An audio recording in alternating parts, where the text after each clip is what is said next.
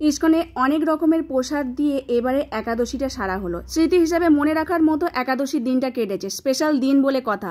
রাধে রাধে বন্ধুরা, কেমন আছো সবাই? আশা করি সবাই ভালো আছো, সুস্থ আছো। সকালবেলা থেকে আজ ব্লগটা শুরু করছি। পাস্তা করব, দু রকমের পাস্তা আছে, একই পাস্তা কিন্তু দু রকম প্যাকেট আছে। একটা এই প্যাকেটটা মায়াপুর থেকে নিয়েছিলাম, এটাও মায়াপুর থেকে নিয়ে এসেছি। 5 টাকার এর পে, এটা যেরকম সুন্দর প্যাকিং করা আছে, আর এটা একটু অন্য রকমের প্যাকিং করা আছে। তো এটাই বানাচ্ছি, দুটোই পটাটো পাস্তা একাদশী। সবজি বানিয়ে রেখেছিলাম, এটা হচ্ছে বাদাম তেল। তোমরা অনেকেই বলো কী তেলে ইউজ করো বা কী তেলে ইউজ করবো। বাদাম তেল বা সানফ্লাওয়ার অয়েল বা ঘিতে করতে পারো, আমি বাদাম তেলেই করছি। সবজি কিছু বানিয়ে নিয়েছিলাম, সেটাই ভাজতে দিয়েছি, সন্দক লবণ দিয়ে দিলাম। পাস্তাটা খুব সামান্য পরিমাণের মধ্যে সেদ্ধ করব, সেদ্ধ করে জল ঝারিয়ে নিয়ে আর সবজিটা ভাজার পর তার মধ্যে দিয়ে দিচ্ছি। একটু নেড়ে চেড়ে নেবো, বেশিক্ষণ ভাজা যাবে না, কারণ পাস্তাটা আলুর যেহেতু, তো কড়ার গায়ে লেগে যাওয়ার ভয় থাকে। তো যাই হোক, আমি আস্তে আস্তে সাবধানে রান্না করে নিচ্ছি। আর একটু হালকা সেদ্ধ করলে অতটা কড়ার গায়ে লাগে না। একটু কাঁচা লঙ্কা আর শসা কুচি দিয়ে দিলাম। জিরে আর ধনে আমি ভেজে আর শিলেতে গুঁড়ো করে নিয়েছি, সেটা একাদশীর জন্য। তো সেটাই এর মধ্যে এখন দিয়ে দিয়েছি। তো ভগবানকে ভোগ নিবেদন করেছি আম দিয়ে। আর এই সকালের মহাপ্রসাদ, আর ভগবানের জন্য একটুখানি ফল জল দিয়ে যাচ্ছি। আমরা একটু ইস্কনের মন্দিরে যাব, প্রতি সপ্তাহে রবিবার তো আমাদের মন্দিরে যেতে হয়। তো সেই জন্য এবারের দিন এবারে একাদশীটাই পড়েছে রবিবার। তো যাই হোক, একটা স্পেশাল দিন, চলো তোমাদের দর্শন করাবো।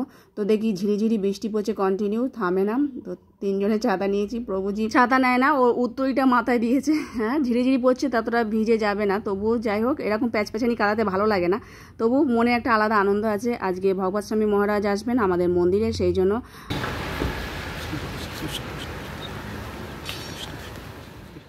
ট্রেন থেকে নেমে টুকটুক করে হেঁটে যাচ্ছি লেকের ধার দিয়ে। 10 মিনিট লাগে মন্দিরে যেতে। তো চলো, আর ওখানেই আজকে দুপুরে প্রসাদ পাবো। একাদশীর অনেক রকমের প্রসাদ থাকে, তো সব কিছু তোমাদের সাথে শেয়ার করব। মন্দিরে চলে এসেছি, আজকে ভগবানকে দর্শন করো। আর আজকে প্রচুর ভক্ত আসবে, যেহেতু গীতা ক্লাস আর ভাগবতম ক্লাস সমস্ত ভক্ত একসাথেই। আর যেহেতু মহারাজ আসছেন, তো ভক্তের ভিড় অনেক হবে। তো এখনই দেখো কত ভক্ত এসে গেছে, তারপর জায়গা দিতে পারা যায় না, এত ভক্ত এসে যায়। আর এই একাদশীর দিনে আমরা মহারাজের কাছ থেকে জগন্নাথের লীলা কথা শ্রবণ করছি, কারণ সামনেই তো রথযাত্রা। আর তোমরা তো জানোই আমাদের কলকাতায় জগন্নাথের যাত্রা হয়। আর সেই সব শ্রবণ করতে করতে কত যে টাইম চলে গেছে, কখন মনেই হচ্ছে না, যে শুনেই যাই এরকম মনে হচ্ছিল। যাই হোক, একটা টাইমে তো আবার শেষ করতেই হবে, কারণ এদিকে 2টো বেজে গেছে। প্রসাদও ভক্তরা পাবে, অনেক ভক্ত একসাথে। তো আজকে প্রসাদে অনেক কিছুই ছিল। সবার প্রথমেই দেখো আলু ভাজা দিয়েছে, তার সাথে বাকুইটের খিচুড়ি, সবজি দিয়ে গাজর ক্যাপসিকাম আলু দিয়ে বাকুইটের খিচুড়ি করেছে। তার সাথে আছে আলু কুমড়ো আর বাদামের একটা সবজি, বেশ টেস্টি হয়েছিল সব প্রসাদই, আর খুব সুন্দর লাগছিল, বিশেষ করে বাকুইটের খিচুড়িটা। আর একটা হচ্ছে ছোলা কচু আর আলু দিয়ে একটা সবজি, সেটাও খুব সুন্দর হয়েছে। সব কটা প্রসাদই অমৃত হয়েছে। তো সেইগুলোই সমস্ত ভক্তরা প্রসাদ পাচ্ছে ধীরে ধীরে। তার সাথে যত ইচ্ছাই প্রসাদ পাবে, দুপুরবেলার প্রসাদ বলে কথা। কাঁঠাল ছিল, এটা হচ্ছে খাজা কাঁঠাল। খাজা কাঁঠাল আমার বেশ ভালোই লাগে। তার সাথে বাদাম কাবলি ছিল, আলু শসা টমেটো লেবু দিয়ে একটা বাদাম কাবলি, তার সাথে ধনে পাতাও ছিল।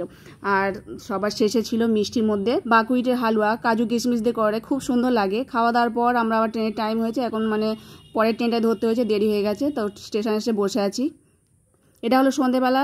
দুপুরবেলা এসে আবার একটু রেস্ট নিয়ে আবার সন্ধ্যা আরতি করে নিয়েছি। আর রাতের জন্য তেমন কিছু রান্নাবান্না করব না, এসে 2 মুঠো মতো সাবু ভিজিয়ে দিয়েছি। রাতে আর তেমন বাচ্চারা খেতে চাইছে না, আর ওরা এমনিতেও রান্নাবান্না তেমন খেতে চায়, সাবুটা খেতে চায় না।